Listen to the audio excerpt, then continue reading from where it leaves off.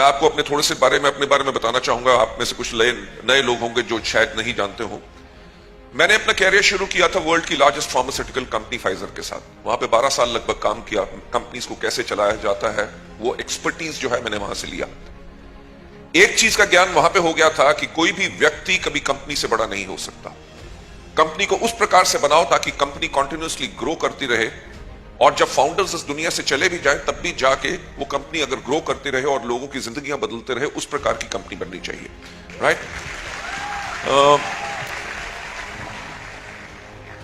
Training मेरा एक passion था।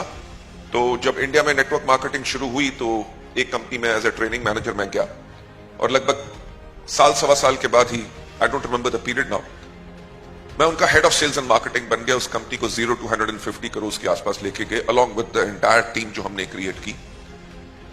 आई लेफ्ट दैट कंपनी, एक और कंपनी में वाइस प्रेसिडेंट गया। साल 1.5 साल के बाद उस कंपनी को भी छोड़ा। Then I joined a company in Malaysia, Kuala Lumpur में, जो उस टाइम पे 2002 के अंदर मलेशिया सिंगापुर बने में नंबर 1 नेटवर्क मार्केटिंग कंपनी थी। वहां पे कुछ समय रहा।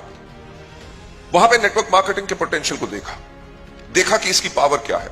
मैंने ऐसे लोगों से मिला जो 10 साल पहले ट्रक ड्राइवर थे और 10 साल के बाद उनकी पर मंथ की आमदनी 1.5 करोड़ रुपया पर मंथ थी।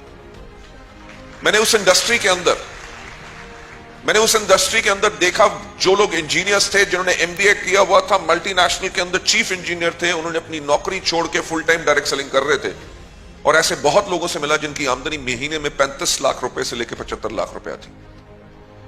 तो वहां पे एक चीज का ख्याल आया कि अगर मलेशिया जो एक छोटा सा देश है जिसकी पॉपुलेशन उस टाइम पे मुश्किल से 2.5 करोड़ थी, मैंने कहा छोटे से देश के अंदर इतनी नेटवर्क मार्केटिंग सफल हो सकती है। पिछले 30 साल से चल रही है, 1500 से ज्यादा कंपनीज, 2.5 करोड़ की पॉपुलेशन में 1500 से ज्यादा कंपनीज गवर्नमेंट ऑफ मलेशिया के पास रजिस्टर्ड थी। और इंडिया में गेम क्या चल रहा था कि कंपनी खोलो, कंपनी बंद करो, कंपनी खोलो, कंपनी बंद करो। लीडर्स करते क्या थे, एक कंपनी से लेकर दूसरी कंपनी में जंपिंग गेम ही चलती रहती थी। तो एक ख्याल आया कि कंपनी खोलो और बंद करो का खेल जो चल रहा है वो इसलिए चल रहा है क्योंकि कंपनीज की मैनेजमेंट के पास वो एक्सपर्टीज नहीं है कि कंपनी कैसे चलाओ। दूसरा, जो लीडरशिप है वो एक कंपनी से दूसरी कंपनी में इसलिए जा रही है क्योंकि उन कंपनी के अंदर स्टेबिलिटी नहीं मिल रही, because the management is not good. Management experiment करती थी बाकी कंपनियों में, लोगों की जिंदगी के साथ खिलवाड़ होता था, लोगों को स्टेबिलिटी नहीं मिलती थी। तो जो मलेशिया की कंपनी थी उसका हमने 2003 के अंदर इंडिया में ऑपरेशन शुरू किए। 2004 में उनको भी छोड़ दिया।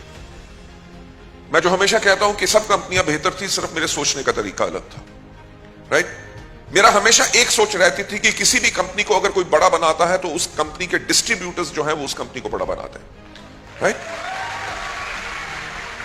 किसी भी कंपनी की मैनेजमेंट का काम क्या होता है कि अपने लोगों को बेहतरीन सर्विसेज दो। लेडीज एंड जेंटलमैन, आज के दिन पे दुनिया जो है सिर्फ एक चीज के ऊपर चलती है जिसको कहते हैं सर्विस। सिर्फ प्रोडक्ट की सर्विस नहीं होती, ना सिर्फ कंपनी का काम है। कंपनी का तो ऑब्वियसली काम है कि आप लोगों को बेहतर सर्विसेज दें। आप भी अगर अपने बिजनेस को बेहतर बनाना चाहते हो, जितनी अपने डाउनलाइंस और अपने अपलाइंस को सर्विस दोगे, आपका बिजनेस और ज्यादा बेहतर बढ़ेगा। राइट? सो इस प्रकार की कंपनी कोई इंडिया में थी नहीं। हमने कहा कोई तो खड़ा होगा जो इस प्रकार की कंपनी बनाएगा। वहां से शुरुआत हुई वेस्टीज की। 2004 में हमने शुरू किया। That is my background. साथ साथ कंवर बीर सिंह और दीपक सूद जो कंपनी के बोर्ड ऑफ डायरेक्टर्स में हैं, उनके पास भी 1996 से वो नेटवर्क मार्केटिंग के अंदर इन्वॉल्व है। उन्होंने भी मल्टीनेशनल कंपनीज के अंदर वेरियस पोजीशंस के ऊपर काम किया। हम तीनों साथ इसलिए आए क्योंकि हम तीनों लोगों की सोच बिल्कुल एक मैटर करती थी। और वो सोच क्या थी कि इस दुनिया में अगर सबसे नेक कोई काम है तो वो है नेटवर्क मार्केटिंग।